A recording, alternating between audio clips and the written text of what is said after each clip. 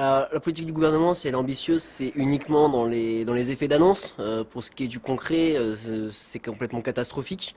Une politique de santé ambitieuse, c'est une politique qui répond aux besoins des usagers de santé publique, c'est-à-dire qui répond à l'accroissement de la population, au vieillissement de la population, à l'augmentation des besoins de qualité de soins.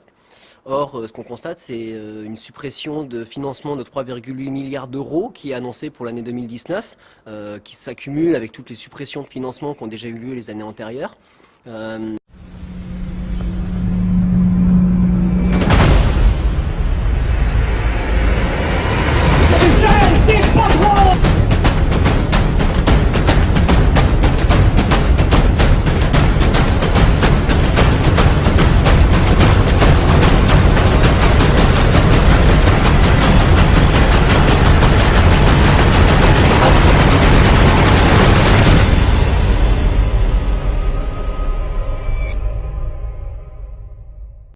75 à 80% des dépenses de santé à l'hôpital public sont ce que nous appelons des ressources de personnel. Donc quand vous voulez faire des diminutions de financement, et fatalement c'est sur les ressources de personnel que vous venez taper en diminuant les effectifs. Quelques exemples concrets, à la PHP, c'est 700 postes personnels médicaux et non médicaux qui sont supprimés. Sur les hôpitaux de Saint-Maurice, par exemple, là où je travaille, c'est 70 postes personnels médicaux et non médicaux qui sont supprimés.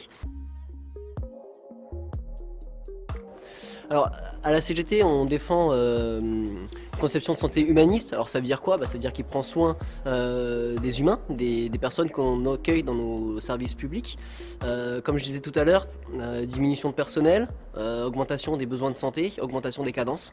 Ça ne nous convient pas. Nous, ce qu'on souhaite, c'est permettre aux collègues de prendre soin et non pas de faire des soins. C'est une différence primordiale. Faire des soins, c'est quoi? C'est accumuler les actes de santé les uns après les autres, qu'on remplit ensuite dans un PMSI pour justifier d'un financement, ce qui est complètement absurde. Voilà, les salaires ils sont catastrophiques dans la fonction publique hospitalière, notamment on regarde l'augmentation du coût de la vie et si on prend compte le fait que ces 15 dernières années les gouvernements successifs ont gelé nos salaires. À titre d'exemple, dans la fonction publique hospitalière, une infirmière commence sa carrière à 1450 euros alors qu'en Danemark elle va commencer à 3200 et qu'au Suisse elle va commencer à 2700 euros. Donc vous voyez qu'il y a une différence énorme, un fossé énorme entre les hospitaliers français et les autres au niveau européen, entre nos voisins européens.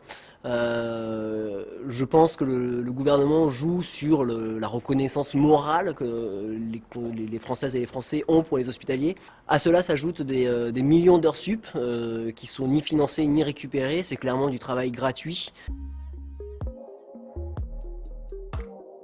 Alors, il faut savoir que les revendications de la CGT, ce sont celles des collègues, des soignants qui travaillent dans les services, puisque les revendications, on les construit à la base, dans chaque unité de soins avec les collègues.